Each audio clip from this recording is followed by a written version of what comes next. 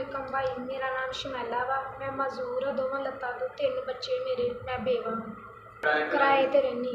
अपने घर दा गुजारा बहुत औखा हुंदा।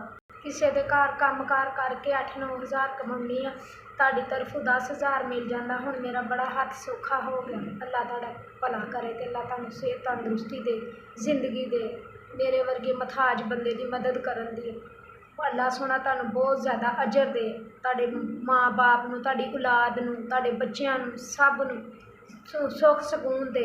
हर परेशानी, कारोबार दी परेशानी, घरेलू परेशानियां दूर रखे अल्लाह सोहना। अल्लाह ताला तुहाडी जिंदगी च इन्नियां खुशियां करे, इन्नियां खुशियां दवे तुहानूं, तुहाडे कोल सांभियां ना जान। कोई परेशानी कोई ना आवे तुहानूं। अल्लाह सोहना बहुता दवे। मेरे दिल तो दुआवां निकलदियां, मेरे घर दा राशन पानी चल गया तुहाडे पैसिਆਂ तो। अल्लाह ज़्यादा तो ज़्यादा तुहानूं दवे।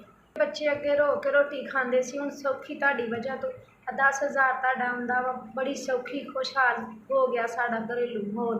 अल्लाह सोहना तुहानूं बहुत ज़्यादा दे। अल्लाह सेहत तंदरुस्ती दे।